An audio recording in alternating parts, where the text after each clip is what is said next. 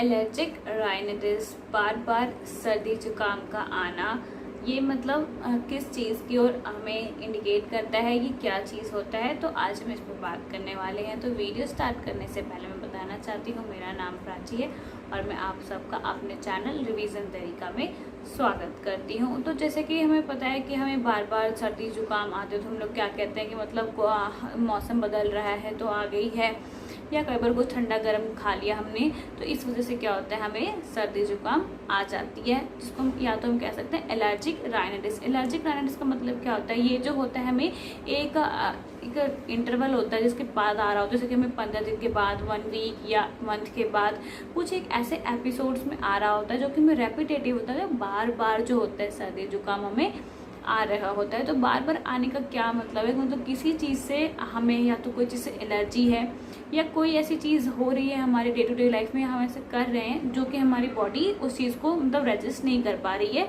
और उस वजह से क्या हो रहा है हमें सर्दी या जुकाम बार बार हो रहा है। तो हमें क्या करना चाहिए, हमें उस चीज़ से कैसे प्रिवेंट करना चाहिए, उसके सिम्टम्स क्या होते हैं। अगर तो हमें बार बार आ रहा होता है सर्दी जुकाम, तो वो 2 टाइप का होता है। एक तो होता है क्या, रनिंग नोज होता है, मतलब जिसमें हमें स्नीजिंग वगैरह बहुत, मतलब खांसी वगैरह भी बहुत हो रहे होते हैं और नोज में से जो हमारा पानी है वो निकल रहा होता है। एक होता है कि हमारा जो नोज वगैरह होता है ब्लॉक हो जाता है पूरा। तो जब वो ब्लॉक हो जाता है हमें क्या होता है, सांस लेने में, इन सब चीज़ों में बहुत तकलीफ होती है। इस वजह से क्या होता है, हमारा जो भी वर्क वगैरह होता है उन सब पे बहुत ज़्यादा इफेक्ट पड़ता है। पर इंडिया में तो इतना उस पर हम लोग ध्यान नहीं देते। अगर छोटे बच्चों को भी जुकाम वगैरह होता है तो हम डॉक्टर के पास इतना नहीं लेके जाते, खुद ही ट्रीट करते हैं कि मतलब वायरल है करके कि मतलब 1 वीक में ठीक हो जाएगा, इस तरह से ठीक हो जाएगा। पर हमें ऐसा नहीं करना चाहिए, इस चीज़ को हमें बहुत ही सीरियसली लेना चाहिए। अगर हम जाने के जैसे यूरोपियन कंट्री वगैरह होती है, वहाँ पे इन सब चीज़ों को मतलब बहुत ज़्यादा प्रेफर किया जाता है और इन सबको अच्छे से ट्रीट भी किया जाता है। ये इसलिए किया जाता है क्योंकि वहाँ की जो इकोनॉमिक होती है वहाँ पे बहुत ज़्यादा उन पर इम्पैक्ट पड़ता है। उनकी जो भी कह सकते हो कि जब भी उनका ईयरली होगा उस कंट्री का पैकेज वगैरह, वो क्या होता है डाउन हो जाता है, क्योंकि एक तो उनका वर्क डिस्टर्ब होता है, उसके अलावा जो दवाइयाँ वगैरह में जो भी पैसे वगैरह खर्च होते हैं उनसे भी वो चीज़ क्या होती है, डिक्रीज़ होती है। उनकी जो इकोनॉमिक होती है उस कंट्री की डिक्रीज़ होते जाती है। और इसमें सबसे बड़ा क्या होता है, अब जब हमें ज़ुकाम होता है तो किस तरह का फील होता है, दिन में ज़ुकाम जल्दी जल्दी होता है, वो इसको बहुत ही अच्छे तरह से फील कर सकते हैं। एक तो पूरा नोज़ ब्लॉक या रनिंग होता है, कुछ करने का मन नहीं कर रहा होता, बहुत बॉडी वगैरह थका थका लग रहा होता है, मतलब हमें फुल रेस्ट करने का मन कर रहा होता है। पर यहाँ पे हमें इस चीज़ में मतलब कोई भी कुछ नहीं समझता है, हमें उस हालत में भी अपने वर्क को कम्प्लीटली या फुल एफिशिएंटली के साथ करना पड़ता है। तो इसको ट्रीट करने के लिए क्या हमें डॉक्टर के पास जाना चाहिए। तो अगर तो आपको मतलब एक एपिसोड में आ रहा है, एपिसोड का मेरा मतलब यहाँ पे जैसे 1 वीक, 15 डेज या 1 मंथ के बाद मतलब कंटिन्यू ये आ रहा है, और कह सकते हैं कि जब छींक आती है तो 10 से 11 छींक अचानक से आ जाती है, मतलब एक ही बार आ जाती है, या तो फिक्स टाइम होता है, सुबह उठोगे आप, मॉर्निंग में आपको छींक आ रही होती है या इवनिंग में आ रही होती है, या कुछ खाया उस वजह से छींक आ रही होती है।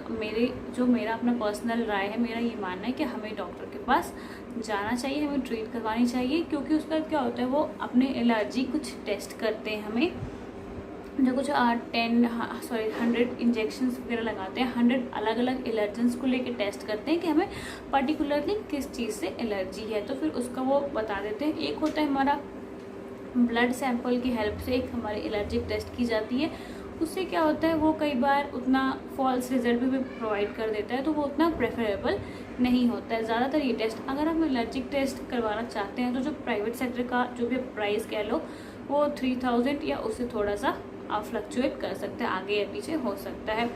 तो अगर आप ये टेस्ट नहीं भी करवाते हैं तो भी अगर कोई भी डॉक्टर आपको देखता है तो आपको बता देगा कि आपको मतलब किस टाइप की जो भी एलर्जी वगैरह है वो किस टाइप की है। तो कई बार होता है कि जैसे हम कोई चीज़ पर्टिकुलरली कोई चीज़ खा रहे होते हैं उसके बाद हमें छींक आने लग जाती है, या हमें इस चीज़ से कहते हैं कि नहीं एलर्जी है, तो हम सब चीज़ को खाना स्टॉप कर देते हैं। तो टेस्ट कराने का ये फ़ायदा होता है कि हमें पर्टिकुलरली पता चल जाएगा कि हमें इस चीज़ से एलर्जी है, हमें ये चीज़ नहीं लेनी चाहिए। उसके बाद जैसे कि हमारे पास यहाँ पे साइनस के पास फ्लूइड इकट्ठा होने लग जाता है, जो फ्लूइड इकट्ठा होने लग जाता है तो वो हमारे ट्रैकिया में से आके जो हमारे फेफड़े होते हैं वहाँ तक जाना स्टार्ट हो जाता है, और ये जाके अस्थमा के रूप में भी, जैसे मतलब अगर चाइल्ड एज में किसी को ये प्रॉब्लम होती है तो जैसे जैसे बड़ा होगा, बड़े होने के बाद उसको ये चीज़ अस्थमा में कन्वर्ट होती दिखाई देनी स्टार्ट हो जाती है। तो इन सब में क्या होता है, हाई परसेंटेज होता है, अस्थमा होने का जो चांसेस होता है वो बहुत ज़्यादा बढ़ जाता है। तो इसलिए जो अगर छोटे बच्चों को भी इतने बहुत ज़्यादा छींक वगैरह कुछ होता है तो उन्हें डॉक्टर के पास हमें ले जाना चाहिए और इस चीज़ की ट्रीटमेंट हमें करवानी चाहिए। तो मेन अगर ओवरऑल देखिए, मेरा इस वीडियो से आपका बताने का ये मतलब था कि अगर जैसे कि अभी हमारा कोरोना वायरस का ये जो चल रहा है उसमें क्या हो रहा है कि सिर्फ जिसे हम छींकते हैं तो वो जो वायरस के जो ड्रॉपलेट में किसी पेशेंट को वो हो रखा है तो उसकी जो ड्रॉपलेट होती है उससे क्या होती है, दूसरा बंदा भी इन्फेक्ट हो जाता है। तो कोल्ड में भी ऐसा ही कुछ होता है कि अगर एक बंदे को जुकाम हो गया तो उसके घर में जितने बंदे हैं उनको मैक्सिममली हो जाता है वायरस।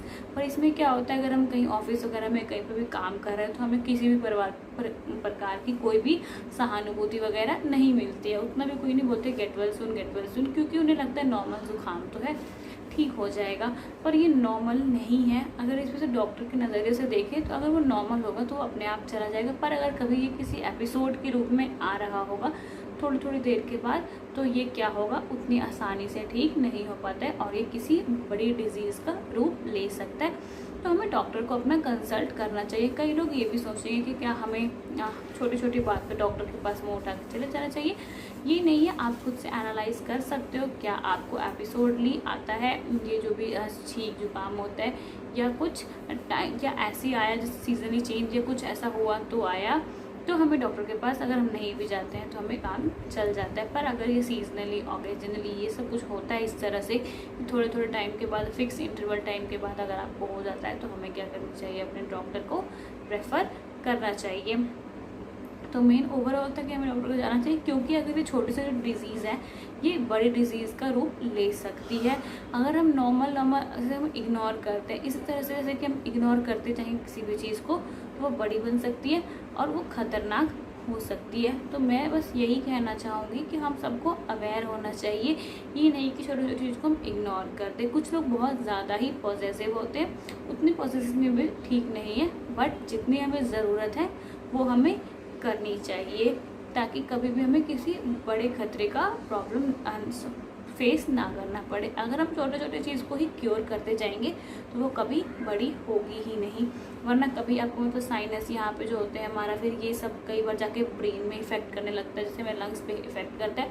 तो इससे क्या होता है, हमें हमारे मतलब जो भी चिल्ड्रेन या हमारे भाई बहन, हमारे पेरेंट्स, फैमिली, इन सब पे क्या होता है बहुत ज़्यादा इम्पैक्ट पड़ता है। मतलब बाद में बहुत ज़्यादा दिक्कत आनी स्टार्ट हो जाती है। तो हम इसे क्या करेंगे, पहले से ही क्योर करते जाएंगे। अगर तक वो मेरी वीडियो अच्छी लगी तो उसे ज़रूर शेयर करें, लाइक करें और मेरे चैनल को सब्सक्राइब करें। यहाँ पे आपको कॉलेज लेवल की जितने भी साइंस फील्ड की और बायोलॉजी फील्ड की वीडियोस होती है वो यहाँ पे आपको मिलती है। इसके अलावा कुछ करंट अफेयर्स और कुछ इस तरह की वीडियोस भी मैं प्रोवाइड करती हूँ। मिलते हैं नेक्स्ट वीडियो में, तब तक के लिए थैंक यू, टाटा, बाय।